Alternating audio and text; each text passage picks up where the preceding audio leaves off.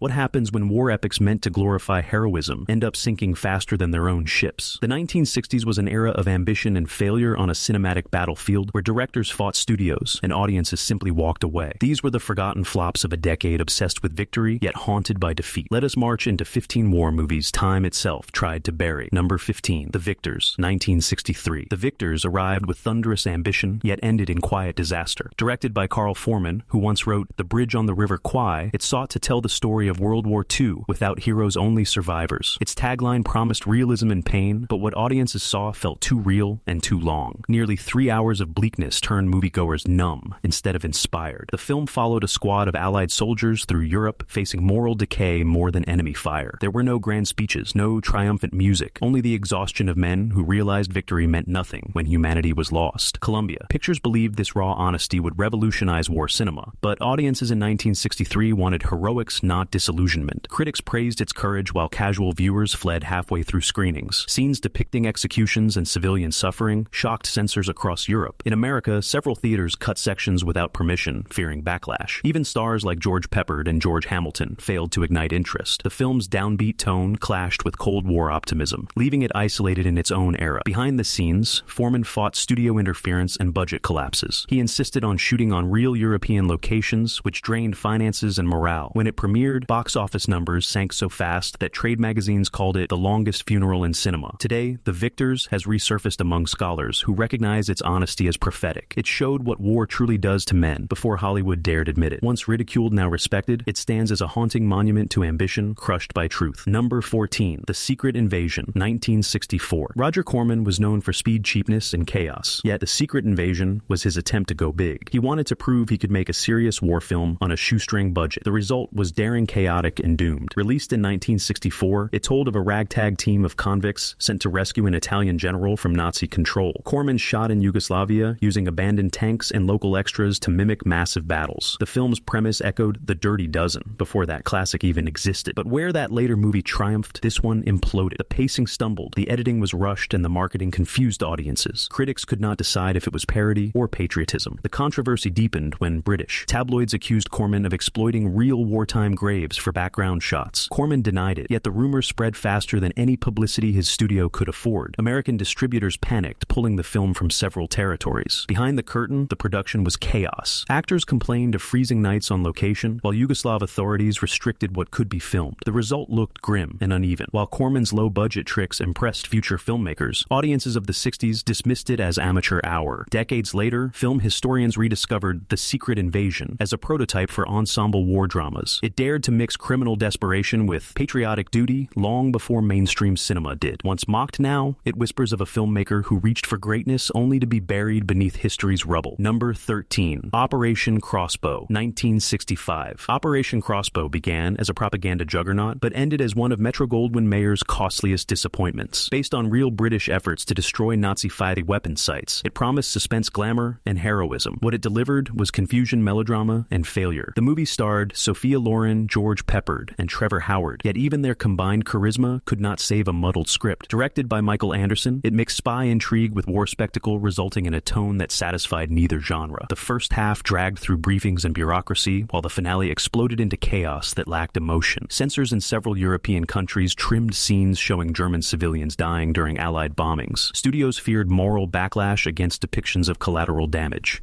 Ironically, those same cuts destroyed narrative coherence, leaving audiences cold. Critics complained it looked like two films stitched together. Production troubles multiplied. Sophia Loren was added late into filming after studio executives demanded a love story. Her scenes were shot separately and inserted awkwardly, causing resentment among the main cast. Peppard reportedly walked off set twice after clashing with Anderson over dialogue. When Operation Crossbow premiered, it flopped hard at the box office despite massive marketing. The studio had hoped for a patriotic epic, but the 60s audience no longer bought simplistic heroism. They wanted moral complexity and realism. Today, the film remains a curious relic of transition between traditional war myth and modern cynicism. It reminds us how even the biggest budgets can crumble when sincerity battles spectacle. Number 12, The Long Ships, 1964. The Long Ships sailed into theaters with the promise of adventure, glory, and grandeur, but quickly sank into the ocean of forgotten failures. Produced by Columbia Pictures and starring Richard Widmark and Sidney Poitier, it was meant to be an epic about Viking treasure hunts and medieval crusades. What it became was a chaotic mess of mismatched tone, confused direction, and cultural controversy. The film followed a Viking sailor searching for a mythical golden bell, known as the Mother of Voices. Along the way, he faced battles, betrayals, and a relentless Moorish prince. The story should have been thrilling, but instead, it played like a cartoon version of history. Critics described it as neither serious nor fun, a film caught between genres with no sense of purpose. Behind the scenes, the production was a nightmare. Shot in Yugoslavia, the cast clashed with local crews over conditions and language barriers. Sidney Poitier nearly walked out after a stunt injury, while Richard Widmark later admitted he only took the role for the paycheck. Budgets ballooned as the film tried to look like Ben-Hur without the resources. When it premiered, it drew ridicule across Europe. Audiences laughed at dramatic scenes and booed during love sequences. Religious groups in Norway and Sweden condemned it for distorting Viking heritage. The box office collapse was immediate and severe. Decades later, The Long Ship survives as an unintentional comedy and a warning about overreach. It tried to blend myth and realism, but ended up lost between both worlds, a golden bell that never rang. Number 11. The Blue Max, 1966. The Blue Max was supposed to be the German answer to The Battle of Britain, an aerial war spectacle that soared high above moral complexity. Instead, it crashed hard beneath its own ambition. Directed by John Guillermin, it starred George Peppard as a World War I fighter pilot, driven by arrogance and lust for medals. Critics admired the flight sequences, but condemned everything else. The film's premise centered on a working-class soldier climbing through Germany's Air Force ranks during the Great War. His obsession with winning the Blue Max medal turned him ruthless and isolated. What could have been a character study became a cold melodrama that left audiences unmoved. Production faced endless tension. Peppard refused direction from Guillermin and openly mocked his co-star James Mason. Several stunt pilots were injured during aerial shots, which were filmed using real planes rather than models. One near-fatal crash forced the studio to halt production for weeks, draining the budget. Censors objected to scenes showing German officers mocking war propaganda. The British Board of Film Classification demanded trims, while American distributors re-edited the ending to appear more patriotic. The result felt disjointed and hollow. The Blue Max barely recovered its cost and vanished from theaters within months. Yet over time, aviation enthusiasts rediscovered it, praising its dogfights as among the most authentic ever filmed. What once failed as drama now lives as a technical marvel, a film that flew beautifully but landed nowhere. Number 10. The Charge of the Light Brigade, 1968. Tony Richardson's The Charge of the Light Brigade was not a remake of the old Errol Flynn classic, but a radical anti-war satire. It dared to ridicule Victorian military pride and imperial stupidity. Released in 1968 during the height of Vietnam, protests it should have resonated. Instead, it baffled and angered both traditionalists and radicals alike. The story chronicled the disastrous British cavalry charge during the Crimean War, portraying soldiers as pawns of incompetence and politics. Animated interludes mocked jingoism with biting humor. Critics were divided. Some hailed it as genius, others dismissed it as chaotic propaganda. Audiences were even less forgiving. Many expected old-fashioned heroism, but found bitter irony instead. Behind the camera, Richardson faced constant pressure. The studio feared the film's satirical tone would alienate American viewers. Several financiers withdrew during production, forcing rewrites and compromises. Actor David Hemmings clashed with Richardson over scenes he deemed too humiliating to British officers. When it premiered, soldiers' groups demanded boycotts, claiming it insulted national history. The film's release was restricted in several Commonwealth countries. Its box office numbers collapsed under controversy. Years later, historians and critics began re-evaluating it as a bold precursor to modern war satires like Catch-22. Richardson's fearless mockery of imperial glory was ahead of its time. The Charge of the Light Brigade stands today not as a failure, but as a misunderstood cry against blind patriotism. Number 9. Tobruk, 1967. Tobruk was meant to ride the wave of blockbuster war spectacles that dominated the 60s, but it fell flat like a shell that never exploded. Directed by Arthur Hiller and starring Rock Hudson and George Peppard, it mixed history with adventure, yet somehow lost both. It told the story of a daring Allied commando mission to destroy German fuel depots in North Africa. On paper, it had everything heroism explosions and a desert setting that promised grandeur. In reality, it was lifeless. The script wandered through cliches and the direction lacked energy. Critics said it felt like watching a training exercise rather than a war. Audiences expecting the tension of The Guns of Navarone found only dust and monotony. Production in the Israeli desert was brutal. Cast and crew suffered under scorching heat while equipment failed daily. Rock Hudson clashed with Hiller over dialogue changes, and Peppard grew distant after multiple rewrites cut his screen time. The editing process dragged for months, and morale collapsed. Even the marketing campaign failed. Universal Pictures pushed it as a patriotic action epic, yet television trailers highlighted humor that barely existed. Confusion reigned, and so did boredom. When it opened, the box office returns were abysmal. Decades later, Tobruk remains a forgotten relic, a film that tried to recreate bravery but ended up exposing fatigue. It showed that even with stars and spectacle, a war movie needs a soul, and Tobruk never found one. Number 8. Anzio, 1968. Anzio promised to honor one of World War II's most famous battles, but instead became a cinematic embarrassment. Directed by Edward Dmytryk and Duilio Colletti, it starred Robert Mitchum as a disillusioned war correspondent caught in the chaos of the Allied invasion of Italy. The film tried to explore the futility of modern warfare, yet the result was a confused hybrid of action and philosophy. The premise was ambitious. A journalist lands with the troops expecting swift victory, but soon realizes the mission is mismanaged by arrogant generals.